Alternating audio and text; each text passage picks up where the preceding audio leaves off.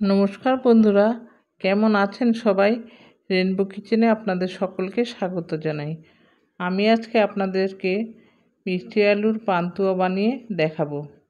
By the way, আমি মীরা, আপনারা দেখছেন রেনবো কিচেন।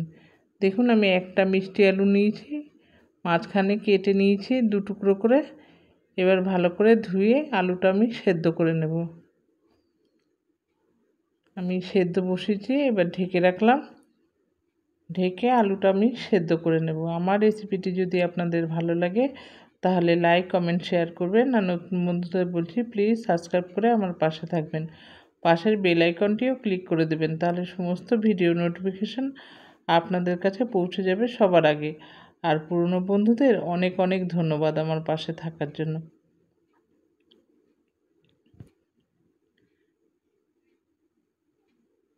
দেখুন, আলুটা আমি একবার নেড়ে ঢেকে দিয়েছিলাম আবারও। এবার দেখুন আলুটা সেদ্ধ হয়ে গেছে। এবার আমি আলুটা নামিয়ে রাখবো। নামিয়ে আমি একটা প্যানের মধ্যে 2 কাপ চিনি আর 2 কাপ জল দিয়ে দিয়েছি। আমি একটা শিরা বানাবো। এবার বেশি ঘন করতে হবে না, হালকা করেই করব। একটু এলাচ গুঁড়ো দিয়ে দিলাম, দিয়ে আমি নেড়ে দিচ্ছি।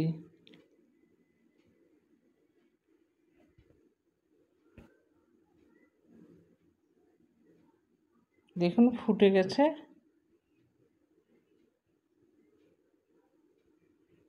খুব বেশি ঘন করব না। এবার আমি বন্ধ করে গ্যাসটা ঢেকে রাখবো।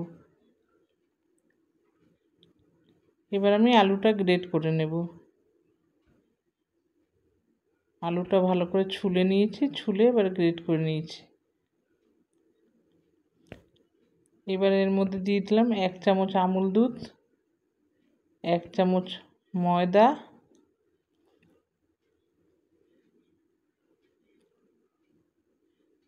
আর দেবো এলাচ গুঁড়ো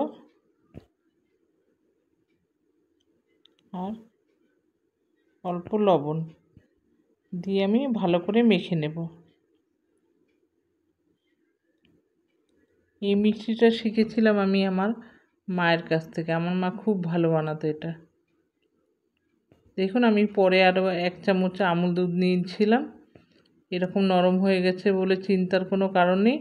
ঘি মাখিয়ে 10 মিনিট রেখে দিলে এটা বেশ সেট হয়ে যাবে।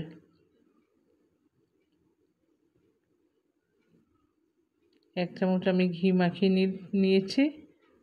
এবার আমি 10 মিনিটের জন্য এটা ঢেকে রাখবো। দেখুন কি সুন্দর সেট হয়ে গেছে। এবার আর হাতে লাগছে না। এবার আমি ছোট ছোট আকারে গোল গোল করে বানিয়ে নেব মিষ্টির আকারে।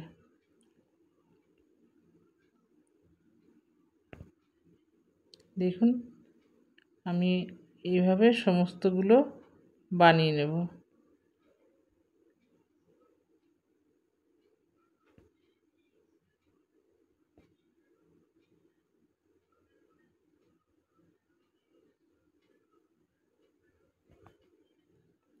সমস্ত আমার বানানো হয়ে গেছে। আমার 9টা মিষ্টি হয়েছে। এবার আমি একটা কড়াই বসিয়েছি, কড়াইতে রিফাইন্ড অয়েল দিয়ে দিয়েছি। তেলটা গরম হলে আমি এবার বলগুলো আস্তে আস্তে ছেড়ে দেব। এটা কিন্তু লো ফ্লেমে ভাজতে হবে, হাই করলে ভেতরে উপর থেকে পুড়ে যাবে আর লাল হয়ে, আর ভেতরে কাঁচা থাকবে।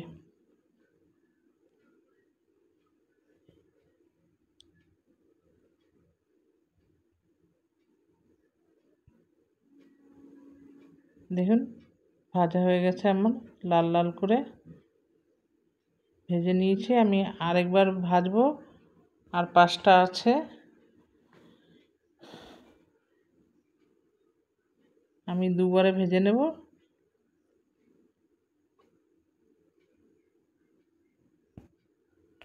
দেখুন কি সুন্দর ভাসছে।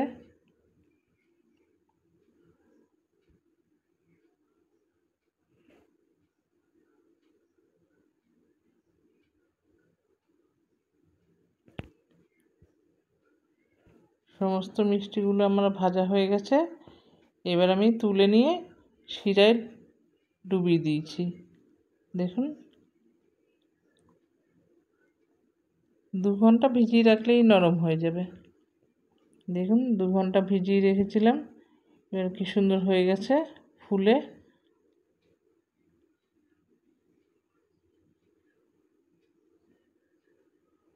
দারুণ হয়েছিল কিন্তু খেতে।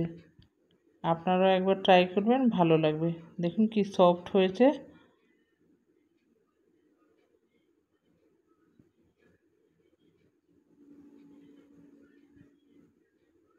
খেয়ে তো সবাই খুব প্রশংসা করছে, খুব ভালো হয়েছে।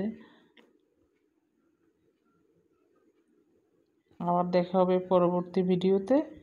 ভালো থাকবেন, সুস্থ থাকবেন। ধন্যবাদ।